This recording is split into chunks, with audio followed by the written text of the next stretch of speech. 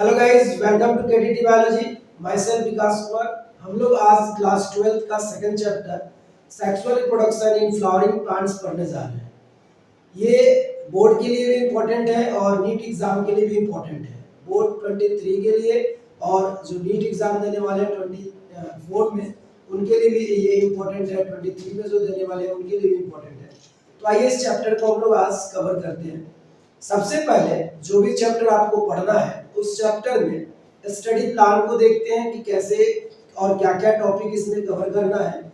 इसके बाद जाकर हम लोग इस टॉपिक के जितने भी पॉइंट्स हैं उन सबको हम लोग एक्सप्लेन करेंगे। तो फर्स्ट ऑफ ऑल सबसे पहले हम लोग यहाँ पे स्टडी प्लान के बारे में समझेंगे कि स्टडी प्लान क्या है इस चैप्टर का।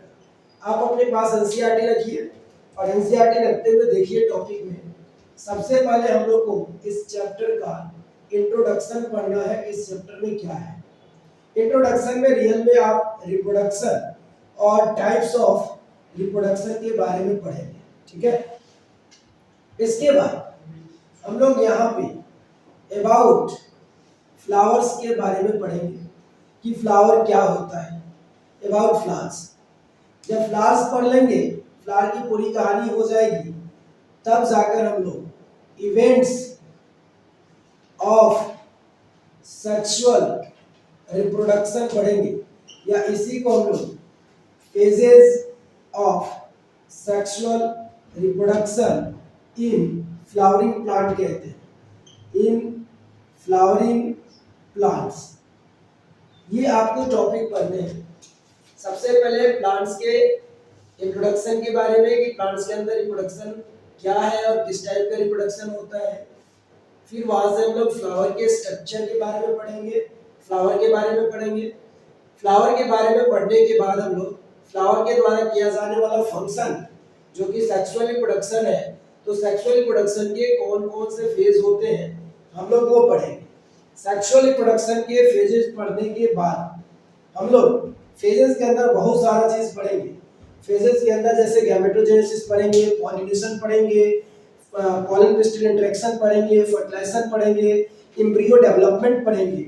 ये तमाम प्रक्रिया जो है, ये तमाम प्रोसेस जो है हम लोग इस इवेंट्स में पढ़ने वाले हैं।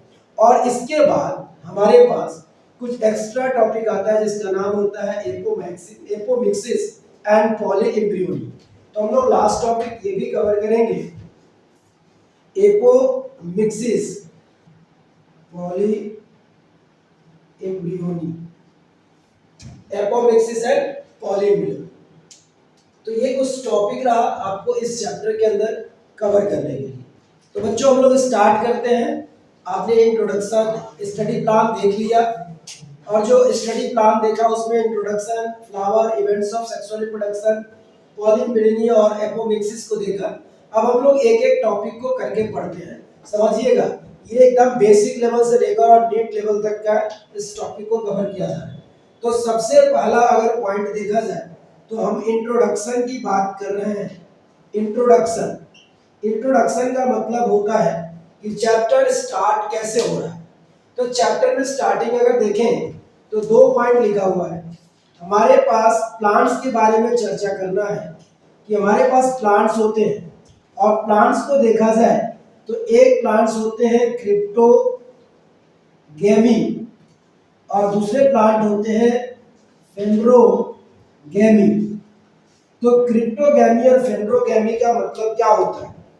क्रिप्टोगैमी का मतलब है कि इसमें फ्लावर नहीं है, क्या लिखेंगे? Without flower. और फेंड्रोगैमी में क्या लिखेंगे? With flower. और फ्लावर वाले जो प्लांट्स होते हैं वो मेनली कौन होते हैं? एंजियोस्पर्म। कौन होते हैं? एंजियोस्पर्म होते हैं। तो अब आप चैप्टर जैसा कि देख रहे हैं sexual reproduction in flowering plant. तो अगर इस फ्लावरिंग प्लांट की बात किया जाए तो फ्लावरिंग प्लांट का नाम क्या होगा? एंजियोस्पर्म। और सेक्सुअल रिप्रोडक्शन क्या है और टाइप ऑफ रिप्रोडक्शन है जिसमें कौन इन्वॉल्व होता है? गैमेट्स इन्वॉल्व होते हैं। तो गैमेट्स इन्वॉल्व होने वाले रिप्रोडक्शन को सेक्सुअल रिप्रोडक्शन कहा जाता है और sexual reproduction takes place in flowering plant. Question ये है कि आखिर सेक्सुअल रिप्रोडक्शन फ्लावरिंग प्लांट में कैसे और क्यों हो रहा है। तो बात यह है कि गैमेट्स इन्वॉल्व होने के कारण जो रिप्रोडक्शन हो रहा है वो सेक्सुअल रिप्रोडक्शन हो रहा है।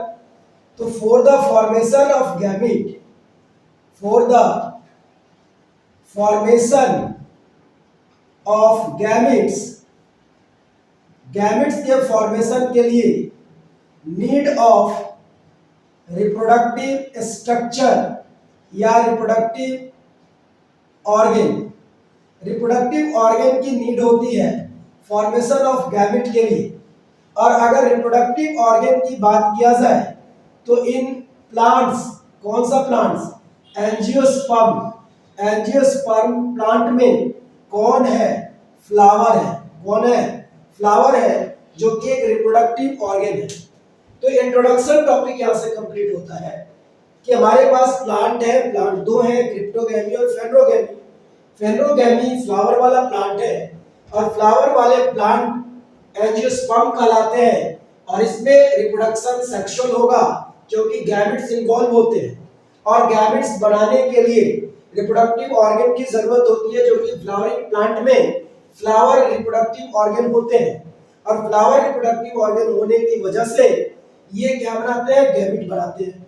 अगर ये गैमेट बना रहे तो गैमेट के इन्वॉल्वमेंट से क्या होगा, सेक्सुअल रिप्रोडक्शन होगा। इसका मतलब कि रिप्रोडक्शन, ऑलरेडी आप पढ़े हुए हैं कि रिप्रोडक्शन किसको कहते हैं। मैं यहाँ पे पढ़ा देता हूँ। रिप्रोडक्शन का मतलब process through which any living can produce their own kinds again and again, बार बार अपने जैसे बच्चे को प्रोड्यूस करना रिप्रोडक्शन कहलाता है। और आपने ये भी देखा कि इन फ्लावरिंग प्लांट, आप किसकी बात कर रहे हैं, फ्लावरिंग प्लांट की बात कर रहे हैं। तो फ्लावरिंग प्लांट में टाइप ऑफ रिप्रोडक्शन, किस टाइप का रिप्रोडक्शन हो रहा है, तो सेक्सुअल टाइप का रिप्रोडक्शन हो रहा है, सेक्सुअल रिप्रोडक्शन हो रहा है। और सेक्सुअल रिप्रोडक्शन होने के लिए किस चीज की जरूरत होती है, नीड ऑफ फ्लावर की जरूरत होती है। मतलब सेक्सुअल रिप्रोडक्शन जब भी प्लांट में होना होगा तो किसके बदौलत होगा, फ्लावर के हेल्प से होगा। इसका मतलब है कि हमें प्लांट्स में फ्लावर को पढ़ना पड़ेगा। जब तक फ्लावर देखेंगे नहीं कि फ्लावर होता कैसा है, फ्लावर होता क्या है, तब तक आप रिप्रोडक्टिव ऑर्गन को नहीं जान सकते हैं। रिप्रोडक्टिव ऑर्गन को नहीं जानेंगे तो फॉर्मेशन ऑफ गैमेट को नहीं जानेंगे और फिर आपको सेक्सुअल रिप्रोडक्शन समझ में नहीं आएगा। तो सबसे पहले हम लोग किसकी चर्चा करते हैं, सबसे पहले हम लोग फ्लावर की चर्चा करते हैं। किसकी, फ्लावर की चर्चा करते हैं कि फ्लावर है क्या। तो अगर देखा जाए तो फ्लावर को बोला जाता है कि इट इज मॉडिफाइड शूट। ये एक तरह से प्लांट के स्टेम का मॉडिफाइड पार्ट है, मॉडिफिकेशन ऑफ स्टेम फ्लावर कहलाता है। आगे बात किया जाए, flower it is reproductive organ या part of flowering plants. Flowering plants का ये एक तरह से क्या है, रिप्रोडक्टिव पार्ट भी है, मतलब ये रिप्रोडक्शन का काम भी करेगा। अब आता है बात कि जिस फ्लावर के बारे में हम चर्चा कर रहे हैं कि वो एक मॉडिफाइड सूट है, वो एक प्लांट का रिप्रोडक्टिव पार्ट है, तो आखिर फ्लावर होता कैसा है। तो हम लोग यहाँ पे बात करेंगे किसका, स्ट्रक्चर ऑफ फ्लावर। हम लोग किसका बात करेंगे, स्ट्रक्चर ऑफ फ्लावर का। तो स्ट्रक्चर ऑफ फ्लावर आगे हम देखते हैं। तो बच्चों आते हैं हम लोग फ्लावर के ऊपर। फ्लावर क्या होता है ये बात आपको पता चल गया। अब हम लोग स्ट्रक्चर ऑफ फ्लावर को देखते हैं और स्ट्रक्चर में भी हम लोग एक टिपिकल स्ट्रक्चर को देखते हैं। कैसा स्ट्रक्चर देखते हैं, एक टिपिकल, एक नॉर्मल जनरल जो फ्लावर हम लोग देखते हैं, किसका, हिबिस्कस का। हिबिस्कस फ्लावर के स्ट्रक्चर को हम लोग देखने जा रहे हैं। कैसा होता है समझिए। सबसे पहला बात है बनाने का तरीका। एक पहले एक प्लेटफॉर्म बनाएंगे, इस प्लेटफॉर्म के ऊपर एक मिड पॉइंट, फिर इसी पॉइंट से एक और पार्ट, फिर इसी पॉइंट से एक और पार्ट, तब जाके एक इस तरह से पार्ट, फिर वहीं से एक लीफ जैसा स्ट्रक्चर, और इस लीफ जैसे स्ट्रक्चर को कलेक्ट कर देंगे। हो गया, ये बन गया एक फ्लावर जनरल सा। अब सबसे पहले इसको क्या कहते हैं, फिर इसको क्या कहते हैं, इसको क्या कहते हैं, इसको क्या कहते हैं, और इसको क्या कहते हैं। इसके अंदर भी एक स्ट्रक्चर होगा इस तरह से, उसका भी नाम होगा, आगे चल के हम लोग बात कर लेंगे इसको क्या कहते हैं। पहले इस पूरे एक स्ट्रक्चर को, पूरे इस एक स्ट्रक्चर को, पूरे इस एक स्ट्रक्चर को, तब पूरे इस एक स्ट्रक्चर का नाम लिखेंगे। सबसे पहला ये वाला पार्ट जो है, जिसको हम लोग कहते हैं थैलामस, और दूसरा नाम है रिसेप्टेकल्स। यहां से पहला पार्ट स्टार्ट होता है जिसका नाम है सेपल, ये दूसरा है जिसका नाम है पेटल, ये तीसरा है जिसका नाम है स्टमेन, और ये चौथा है जिसका नाम है पिस्टिल। बहुत लोग पिस्टिल को कार्पेल भी बोलते हैं। और पिस्टिल के अंदर एक पार्ट है जिसका नाम है ओव्यूल। ये पार्ट हुआ फ्लावर के स्ट्रक्चर, और स्ट्रक्चर के साथ साथ उसका नेम। अब अगर जो बच्चे बोर्ड की तैयारी कर रहे हैं उनके लिए इंपॉर्टेंट पॉइंट हो गया, ये बनाने आना चाहिए, और जो नीट की तैयारी करते हैं उनको ये स्ट्रक्चर को लेबलिंग करने आना चाहिए। अब अगर स्ट्रक्चर जान गए, बनाना जान गए, तो एक एक पार्ट के बारे में फिर हम लोग डिस्कस करेंगे। क्या डिस्कस करेंगे कि फ्लावर जो है, ये जो फ्लावर है, इस फ्लावर को आपने डिफाइन कर दिया कि इट इज मॉडिफाइड सूट। ये मॉडिफाइड सूट है। It is reproductive part of plants, specially flowering plant. कौन सा प्लांट? Flowering plant. अब अगर इसके पार्ट्स की बात किया जाए तो फ्लावर के पास जो भी पार्ट्स हैं, उस पार्ट्स को कलेक्टिवली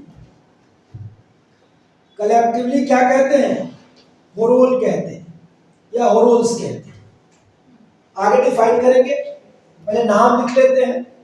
अगर हम लोग एक फ्लावर के पार्ट को देखें तो फ्लावर के पार्ट में सबसे पहला पार्ट है सेपल, दूसरा पार्ट है पेटल, तीसरा पार्ट है स्टैमेन, और चौथा पार्ट है पिस्टिल।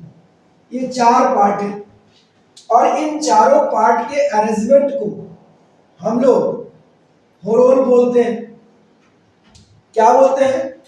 एक ही सेंटर पे रिंगुलर फॉर्म में इन सभी पार्ट के अरेंजमेंट को होरोल कहते हैं। क्या लिखेंगे? द कंसेंट्रिक एंड रिंगुलर, मतलब रिंग फॉर्म में, regular arrangement of parts of flower. Flowers के पार्ट्स का regular concentric arrangement is called whorl. उसको क्या बोलेंगे? उसको बोलेंगे होरोल। अब बात करेंगे कि जो होरोल होता है वो कितने टाइप का होता है। होरोल अगर बात किया जाए तो होरोल दो टाइप का होता है।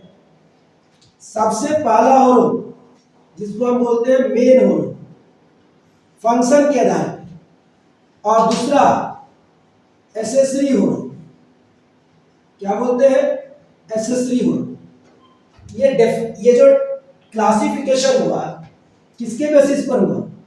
On the basis of function. जो भी होरोल्स हैं उनका क्या फंक्शन है, उसके बेसिस पर whorl two types, one is the main whorl and second is the accessory whorl. Main whorl का मतलब मेन काम को करे, और आप कर क्या रहे हैं, सेक्सुअल रिप्रोडक्शन। सेक्सुअल रिप्रोडक्शन का मेन फंक्शन क्या है, सेक्सुअल रिप्रोडक्शन का मेन फंक्शन है गैमेट फॉर्मेशन। क्या है, गैमेट फॉर्मेशन। तो जो गैमेट फॉर्मेशन करता होगा, चार whorl, sepal, petal, stamen, pistil, और इस चार में से इसको फीमेल कहते हैं और इसको मेल पार्ट कहते हैं। मतलब कि सेक्सुअल रिप्रोडक्शन का मेन फंक्शन गैमेट फॉर्मेशन, और गैमेट बनाने का काम ये मेल और फीमेल करेंगे। मतलब ये दोनों कैसे होंगे, मेन होरोल, और ये दोनों कैसे होंगे, एसेसरी होरोल। यहाँ क्या लिखेंगे, मेन होरोल में such type of whorl which involve in the main function of reproduction, that is gamete formation। तो क्या लिखेंगे, such type of horole which involve in main function, that is gametogenesis, is called main whorl. उसको क्या बोलेंगे, main whorl. Example, stamen and pistil, ये दोनों main होरोल होगा। और फिर इसकी डेफिनेशन लिखने की जरूरत नहीं है, उसमें लिख दीजिए अदर देन मेन फंक्शन, और एग्जाम्पल यहाँ लिखेंगे such whorl which involve in accessory function, जो एसेसरी फंक्शन में इन्वॉल्व हो। Example, sepal and petal. Sepal और पेटल ये दोनों होरोल है, और वो दोनों होरोल क्या होंगे, एसेसरी कहलाएंगे। मेन बात ध्यान से समझिएगा, मैंने बोला सेपल, पेटल, स्टेमन और पिस्टिल, ये तो एक एक स्ट्रक्चर का नाम है।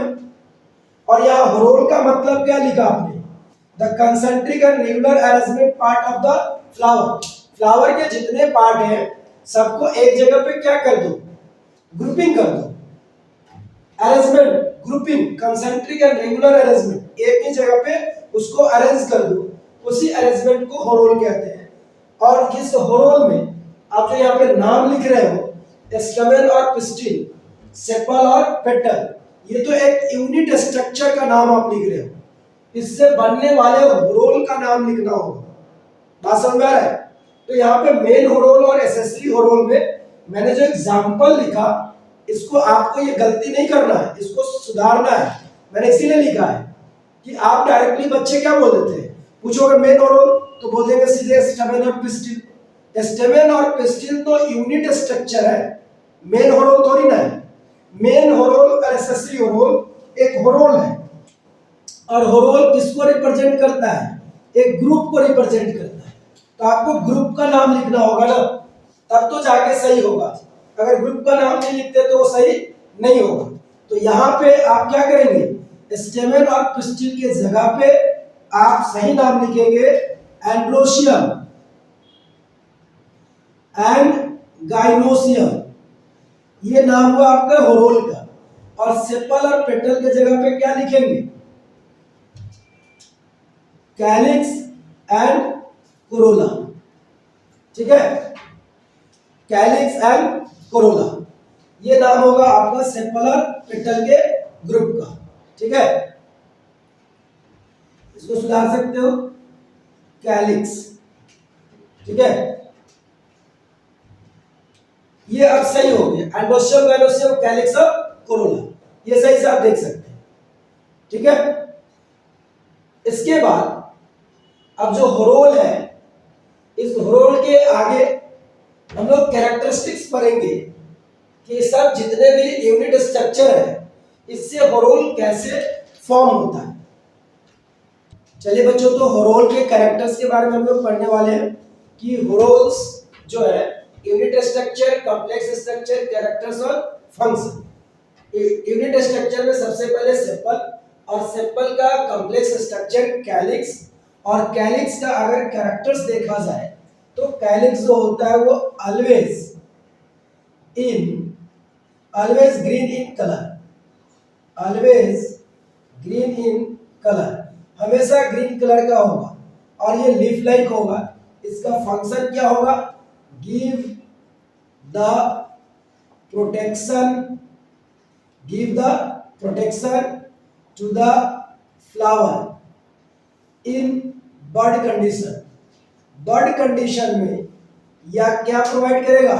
फ्लावर को प्रोटेक्शन प्रोवाइड करने वाला है। दूसरा बात, अगर हम लोग सेपल के बाद दूसरा लिखते हैं पेटल, ये एक यूनिट स्ट्रक्चर है, और पेटल यूनिट स्ट्रक्चर के जो कॉम्प्लेक्स स्ट्रक्चर होल होंगे उनका नाम होगा कोरोला, और कोरोला का जो कैरेक्टर्स होगा वो क्या होगा? कोरोला हमेशा ऑलवेज कलरफुल, वो कैसा होता है? कलरफुल होता है, और ये क्या करता है? Give attraction to the insects and animals, किसके लिए? फॉर पॉलिनेशन, पॉलिनेशन के लिए, फ्लावर में पॉलिनेशन कराने के लिए ये अट्रैक्शन कराता है, अट्रैक्शन प्रोवाइड करता है। तीसरा आपके पास है स्टैमेन। स्टैमेन जो स्ट्रक्चर है, ये स्टैमेन स्ट्रक्चर को हम लोग मेल कहते हैं, और ये जो कॉम्प्लेक्स स्ट्रक्चर बनाता है उसका नाम है एंड्रोशियम। क्या नाम है? एंड्रोशियम। और एंड्रोशियम के जो कैरेक्टर्स है, इसमें कोई कलर की जरूरत नहीं है, नो कलर, और ये क्या करेगा? Helps in formation of pollen grain. ये क्या बनाएगा? पॉलन ग्रेन्स बनाने का काम करेगा। नेक्स्ट हमारे पास पिस्टिल, जिस पिस्टिल को बहुत लोग कार्पल भी कहते हैं, और ये एक फीमेल होती है, फीमेल स्ट्रक्चर, और ये जो हॉर्मोन बनाती है उसका नाम है गाइनोशियम। क्या नाम है? गाइनोशियम। और ये गाइनोशियम के पास भी कोई कलर की जरूरत नहीं है, और ये फंक्शन में क्या करेगा?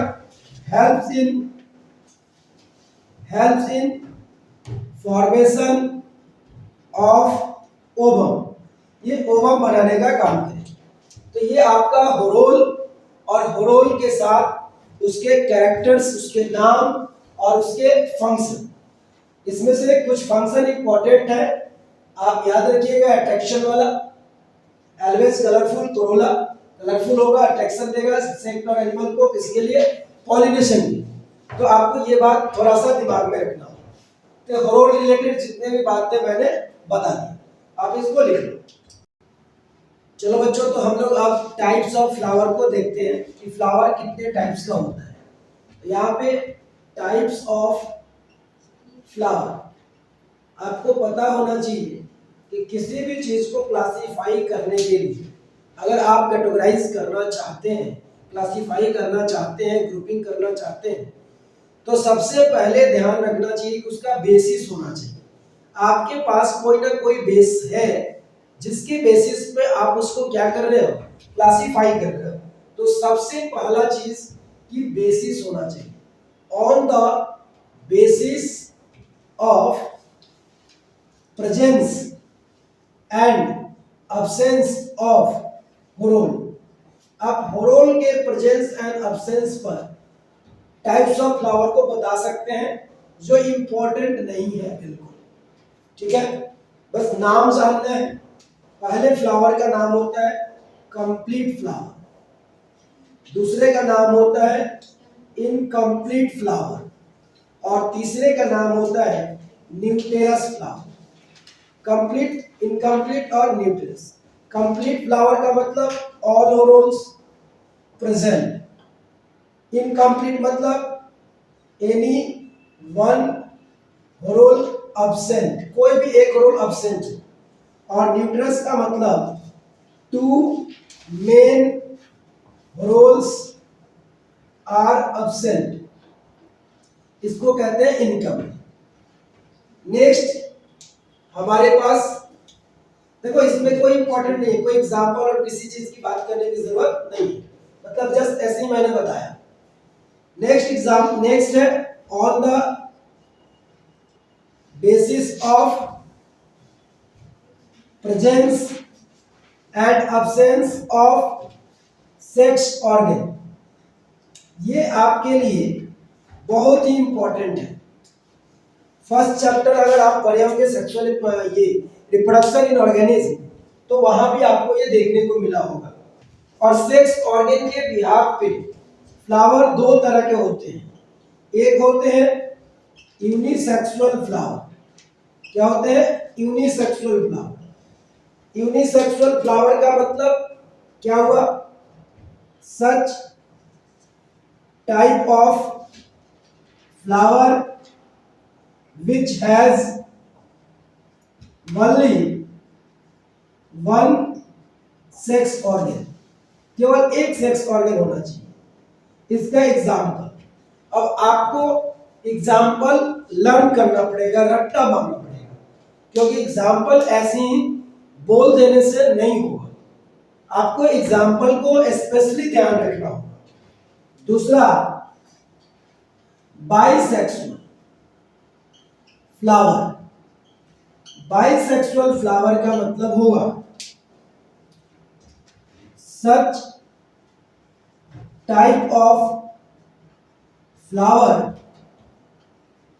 which has both male and female sex organ, उसको कहते हैं हम लोग बाइसेक्सुअल फ्लावर। यहां भी आपको एग्जाम्पल को रट्टा मारना पड़ेगा, ध्यान रखना होगा। और क्वेश्चन यहाँ के एग्जाम्पल से ही आता है, आपको डेफिनेशन नहीं पूछेगा। क्या पूछेगा? एग्जाम्पल पूछेगा, तो आपको एग्जाम्पल पे ध्यान रखना होगा। तो देखो यहाँ पे कुछ एग्जाम्पल लिखा हुआ है जो आपको रखना होगा। यूनिसेक्सुअल का papaya, cucumber, coconut, watermelon, pumpkin, maize. और इधर बाइसेक्सुअल में turnip, lily, tomato, long bean, sunflower, rose, China. जैसे सनफ्लावर इंपॉर्टेंट है, चाइना रोज इंपॉर्टेंट है, ठीक है ना। इधर पपाया इंपॉर्टेंट है, कुकुम्बर इंपॉर्टेंट है, मेज इंपॉर्टेंट है, वाटरमेलन, कोकोनट, ठीक है। तो जो इंपॉर्टेंट है, जहां से क्वेश्चन बार बार पूछा गया है, वो मैंने एग्जांपल आपको क्लियर कर दिया। तो ये टाइप्स ऑफ फ्लावर, इसमें ये इंपॉर्टेंट है, ठीक है। एक इंपॉर्टेंट और, C number, on the basis of position of remaining three roles with respect to position of ovary। कह रहे फ्लावर में ओवरी का पोजीशन कहाँ है, उसके रिस्पेक्ट में रिमेनिंग थ्री रोल का पोजीशन कहाँ है। तो ओवरी को छोड़ के रिमेनिंग थ्री रोल्स कौन है? सेपल, पेटल्स और स्टैमेन, मतलब कैलिक्स, कोरोला और एंड्रोशियम। उनका पोजीशन कहाँ है ओवरी के पोजीशन से? सभी का पोजीशन एक प्लेटफॉर्म पे रुका हुआ है जिसका नाम है थैलेमस। थैलेमस पॉइंट से वो ऊपर है या थैलेमस के पास से रिमेनिंग थ्री रोल्स ओवरी के रिस्पेक्ट में ऊपर है या नीचे है। अब देखिए जरा, पहले फिगर से समझिए और इसके एग्जांपल भी आपको याद करना होगा। अगर मैं पहला फिगर बनाता हूं, ध्यान से समझिएगा, ये थैलेमस हो गया। इस थैलेमस में मान लीजिए ये ओवरी हो गया और जो रिमेनिंग थ्री रोल्स है ये सब देखिए ऊपर हो गए, ठीक है, ये सब ऊपर हो गए यहाँ। तो रिमेनिंग थ्री रोल्स अपर है और कौन नीचे है? ओवरी नीचे है। तो अब यहाँ पे लिखेंगे, क्या लिखेंगे? रिमेनिंग थ्री रोल का पोजीशन और ओवरी का पोजीशन। तो ओवरी का पोजीशन नीचे है, रिमेनिंग थ्री रोल का पोजीशन ऊपर है। तो हमको किसका बात करना है? Position of remaining three whorl. तो थ्री रोल का पोजीशन ऊपर है, इसके लिए इस फ्लावर को हम लोग नेम क्या देंगे? इपीगाइनस। क्या नेम देंगे? इपीगाइनस। तो तो ये पहला टाइप का हुआ इपीगाइनस। इपीगाइनस फ्लावर का मतलब क्या हुआ? ईपी, ईपी का मतलब हुआ अपॉन, और गाइनस, गाइनस का मतलब हुआ ओवरी। क्या ओवरी का पोजीशन ऊपर? नहीं, पोजीशन ऑफ रिमेनिंग थ्री होरोल। ये किसका पोजीशन बता रहा है? रिमेनिंग थ्री होरोल का पोजीशन बता रहा है। किसके रिस्पेक्ट में? ओवरी के रिस्पेक्ट में। यहाँ पे लिखेंगे all remaining three whorls are above than ovary. Ovary से रिमेनिंग तीनों होरोल्स कहाँ है? ऊपर है। इसमें in this ovary said to be inferior. क्यों? क्योंकि ओवरी कहाँ है? नीचे। अब मेन पॉइंट इसका एग्जाम्पल कि एपिगाइनस फ्लावर का एग्जाम्पल क्या हो। तो एग्जाम्पल एक साथ देखिए। दूसरा फ्लावर देखिए, मान लीजिए ये हमने थैलेमस बनाया, ये ओवरी बना दिया, और यहां से ये सब पार्ट है। देख सकते हैं कि ओवरी ऊपर है। इस फ्लावर का नाम देखो, रिमेनिंग तीनों नीचे है, इसका नाम होता है हाइपोगाइनस। क्यों? क्योंकि यहां पे हाइपो मतलब बिलो और गाइनस मतलब ओवरी। फिर वही बात, बार बार नहीं लिखूंगा। गाइनस ओवरी है, हाइपो बिलो है। ये किसको बता रहा है? पोजीशन को। किसके पोजीशन को? ओवरी के नहीं, ओवरी तो रेफरेंस है ना। इसके रेफरेंस में किसका पोजीशन? रिमेनिंग थ्री होरोल्स का। किसका? रिमेनिंग थ्री होरोल्स का। तो तीन होरोल का पोजीशन कहाँ है? नीचे है। तो उस कंडीशन के फ्लावर को क्या कहेंगे? हाइपोगाइनस। और in this flower ovary said to be, ovary क्या कहलाएगा? सुपीरियर, क्योंकि ओवरी ऊपर की तरफ है। फिर इसका एग्जाम्पल, वेरी इंपॉर्टेंट एग्जाम्पल, ही आपसे क्वेश्चन पूछेगा और घुमा फिरा के पूछेगा। तीसरा, ये थैलेमस है, नॉर्मल दोनों पार्ट कहाँ है? एक ही पोजीशन पे है। तो इसको क्या बोलेंगे? पेरीगाइनस। पेरीगाइनस मतलब क्या बोलेंगे यहाँ पे? पेरी सेम लेवल, और गाइनस ओवरी, मतलब ओवरी और बाकी रिमेनिंग होरोल तीनों एक ही पोजीशन पे है। तो उस फ्लावर को क्या कहेंगे? पेरीगाइनस फ्लावर कहेंगे। और यहाँ पे एग्जाम्पल की बात करेंगे। इपीगाइनस फ्लावर का एग्जाम्पल, हाइपोगाइनस फ्लावर का एग्जाम्पल और पेरीगाइनस फ्लावर का एग्जाम्पल। इसमें जो ओवरी होगा वो ओवरी, एनसीईआरटी पढ़िएगा, इसमें जो ओवरी होगा said to be half inferior और half superior, ये नाम देंगे। और ये टॉपिक आपको क्लास 11 मॉर्फोलॉजी में डिस्कस किया हुआ मिलेगा। ठीक है, ये टॉपिक आपको मॉर्फोलॉजी फ्लावरिंग प्लांट्स क्लास 11 में डिस्कस किया हुआ मिलेगा, और वहां पे एग्जाम्पल भी आपको मिलेगा। तो आप सबसे पहले इसके एग्जाम्पल को लर्न कीजिए, मीनिंग समझिए जरूर ध्यान से, ये बहुत इंपॉर्टेंट है। ठीक है, आपको बस ये याद रखना है, पोजीशन ऑफ रिमेनिंग थ्री होरोल्स, तीन होरोल का पोजीशन डिस्कस करना है। किसके पोजीशन में? ओवरी के पोजीशन में। ओवरी का पोजीशन नीचे है तो बाकी तीनों ऊपर है, ऊपर के लिए ईपी लगाएंगे, क्योंकि आप तीन का पोजीशन बता रहे, ओवरी का पोजीशन नहीं बता रहे, आप तीन का बता रहे। तो रिमेनिंग तीन ऊपर है तो इपीगाइनस, रिमेनिंग तीन नीचे है ओवरी से तो हाइपोगाइनस, और ओवरी के रिस्पेक्ट में तीनों सेम लेवल पे है तो पेरीगाइनस। समझ गए? चलो देखो यहाँ पे इपीगाइनस, हाइपोगाइनस, पेरीगाइनस।